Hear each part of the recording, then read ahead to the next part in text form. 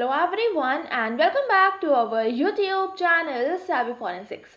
So friends, आज के इस वीडियो में हम बात करने वाले हैं एक केस के बारे में और ये जो आपका केस है लॉ ऑफ प्रोबेबिलिटी को समझने के लिए बहुत ज़्यादा इम्पॉर्टेंट हो जाता है क्योंकि इस केस में बहुत ही अच्छे से इस लॉ का यूज़ करा गया था और इस केस में particularly Atlanta child murder case में जो आपका क्रिमिनल पकड़ा गया था तो उसको पकड़ने के लिए लॉ ऑफ प्रोबेबिलिटी का बहुत सही तरह से यूज़ करा गया था। अब इस केस में क्या क्या होता है, किस तरह से क्या है, वो सारी चीज़ें हम समझ लेते हैं। तो जल्दी से स्टार्ट कर लेते हैं। और यहाँ पर सबसे पहले अगर हम बात करें अटलांटा चाइल्ड मर्डर केस किस ईयर की अप्रॉक्स रहा था, तो वो आपका 1979 टू 1981 के बीच का था। यहाँ पर बेसिकली जो चाइल्ड रहते थे उनको उनका मर्डर किया जाता था एक तरह से, और इसके लिए जो यहाँ पर बेसिकली जो कल्प्रिट था वो था आपका वैन विलियम्स। तो ये बेसिकली उस टाइम पर आपका वर्स्ट सीरियल किलर माना जाता था ऑफ एडोलिसेंट्स इन यूएस हिस्ट्री। तो ये जो केस है आपका यूएस का है, तो यूएस की हिस्ट्री में जो वर्स्ट सीरियल किलर थे एडोलिसेंट्स के, तो उस केस में ये आपका नाम था वैन विलियम्स का। ठीक है, अब ये जो करते क्या थे, ये जो भी चिल्ड्रंस होते थे, जो भी एडोलिसेंट्स होते थे, उनको किल करते थे एंड देन वहाँ पर जो आपका यूएस है तो वहाँ पर एक ये रिवर होगी, तो इसमें जाकर आपका उनको फेंक दे रहे थे। तो ये जो प्लेस है आपकी जॉर्जिया की है। ठीक है, तो अब यहाँ पर इनको पकड़ा कैसे गया, जब इनको जो है जो बॉडी थी जहाँ पर बेसिकली ये जिस रिवर में डाल देते थे तो उसके आसपास के एरिया में इनको कहीं देखा गया होगा, तब इन पे आया सस्पेक्शन कि हो सकता है कि ये जो हैं जो भी एडोलिसेंट्स हैं उनको ये किल कर रहे होंगे।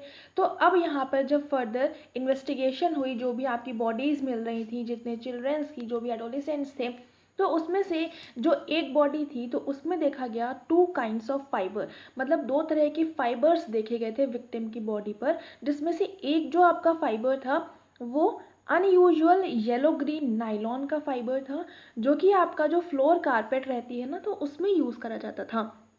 अब यहाँ पर जब फर्दर इसमें इन्वेस्टिगेशन करी गई तो अब उसमें देखा गया कि जो एफबीआई था, जब उसने फर्दर मतलब इस जो फाइबर्स मिले थे तो उनका प्रॉपर इन्वेस्टिगेशन किया गया, और जो ड्यू पॉन्ड केमिकल कंपनी थी तो इन सब ने मिलकर इन्वेस्टिगेशन करी, तो ये पता चला था जो कारपेट मैन्युफैक्चरर है वो कौन है। तो ये चीज़ जब फाइंड आउट हो गई तब ये पता चला कि जो कारपेट है वो केवल 10 स्टेट्स में ही आपका सेल करी जाती थी। तो अब वो 10 स्टेट्स में आपका चेक करना था, उसमें से 10 स्टेट में से आपका जो एक स्टेट थी वो थी अल्बामा, जहाँ पर कि विलियम्स रहता था।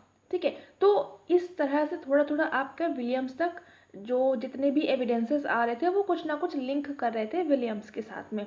अब यहाँ पर जो फाइबर्स थे जो कि विक्टिम्स के ऊपर देखे जा रहे थे वो आपका कारपेट फाइबर से लिंक कर रहे थे, और वही कारपेट के जो फाइबर थे वो विलियम के घर पे भी देखने को मिले थे। ठीक है, अब इसके बाद में क्या हुआ, ये तो हमने बात कर ली एक फाइबर की।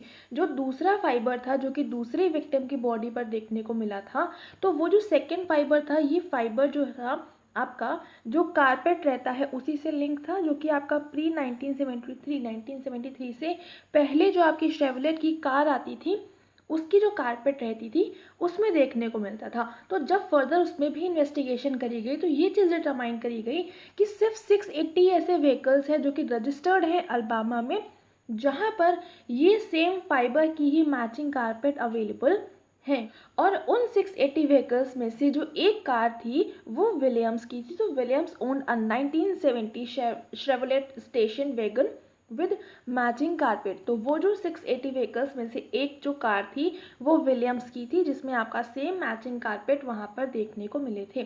तो ये चीज़ें डायरेक्टली लिंक कर रही थी क्योंकि दो एविडेंसेस थे जो डायरेक्टली बता रहे थे कि जो कल्प्रिट है वो विक्टिम, आपका जो कल्प्रिट है वो विलियम ही है। ठीक है, तो अब यहाँ पर क्या हुआ, अब यहाँ पर प्रोबेबिलिटी लगाई गई। कैसे लगाई गई, जो आपके फाइबर्स थे अलग अलग टाइप के फाइबर्स थे तो उनका चेक करा गया कि क्या पॉसिबिलिटी हो सकती है, क्या प्रोबेबिलिटी हो सकती है कि एक ही इंडिविजुअल के पास में सेम तरह का फाइबर देखने को मिले। तो इसके लिए एक प्रॉपर आपका मैथमेटिकल कैलकुलेशन रहती है प्रोबेबिलिटी के लिए, तो वो चीज़ यहाँ पर अप्लाई करी गई थी और उसके बेस पर ये चीज़ पता करी गई थी 29 मिलियन में से सिर्फ एक ही ऐसा इंडिविजुअल हो सकता है जिसके पास दोनों तरह की कारपेट के fibres same to same available हों। ठीक है। तो ये प्रोबेबिलिटी का फॉर्मूला लगा के कैलकुलेशन के बेस पर ये रिजल्ट आया था, the odds against another person owning both carpet types were about 29 millions to 1। तो ये चीज़ भी बहुत क्लियरली इंडिकेट कर रही थी कि जो आपका कल्प्रिट है वो विलियम्स ही है। ठीक है। तो ये सारे कुछ एविडेंसेस के बेस पर विलियम को लास्ट में पनिशमेंट दी गई थी, और पनिशमेंट दी गई थी सेंटेंस्ड टू 2 लाइफ टर्म्स। अब इसका क्या मतलब होता है, आपने एक टर्म सुना होगा लाइफ इम्प्रिजनमेंट।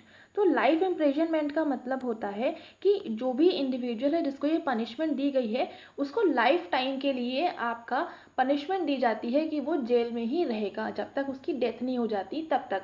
या तो फिर उसका जो पनिशमेंट आप उसको मिली है लाइफ टर्म की, तो वो उसकी ख़त्म नहीं हो जाती। अब ख़त्म कैसे हो गई, या तो उसने वहाँ पर कोई अच्छे काम करने लगे, या फिर कुछ और केस वगैरह रहा, उसके बेस पर उसको कुछ रिलैक्सेशन मिल गया, तो उस बेस पर आपका वो रहता है लाइफ इम्प्रिजनमेंट।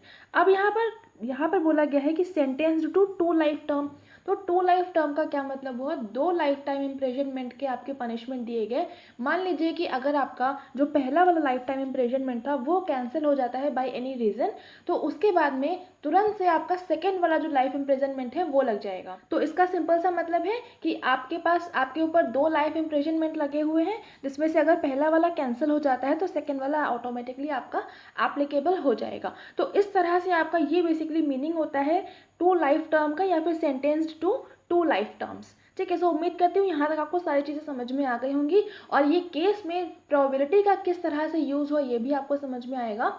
बेसिकली जो प्रोबेबिलिटी है इसका एक पर्टिकुलर फॉर्मूला रहता है जो कि आपने मैथ्स में पढ़ा होगा, नहीं पढ़ा होगा तो आप डायरेक्टली गूगल कर लीजिएगा प्रोबेबिलिटी का फॉर्मूला क्या रहता है, तो आपको मिल जाएगा। ठीक है। सो बेसिकली यहाँ पर मैथमेटिकल कैलकुलेशन पर हम नहीं जाने वाले, हम सिर्फ बेसिक समझ रहे हैं कि चीज़ें क्या क्या होती हैं, कैसे कैसे होती हैं।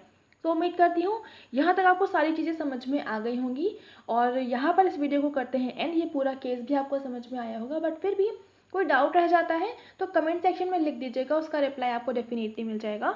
और अगर आपको ये वीडियो पसंद आ रहा है तो लाइक कर देंगे। बाकी आप हमें हमारे Facebook page, Instagram, Telegram and हमारी जो वेबसाइट है वहाँ पर फॉलो कर सकते हैं, बहुत अच्छा कॉन्टेंट वहाँ पर अवेलेबल है। ठीक है। और ये वीडियो पसंद आ रहा है तो लाइक ज़रूर से कर देंगे, अपने फ्रेंड्स के साथ में शेयर कर दीजिएगा ताकि उन तक भी क्वालिटी कॉन्टेंट पहुँच जाए।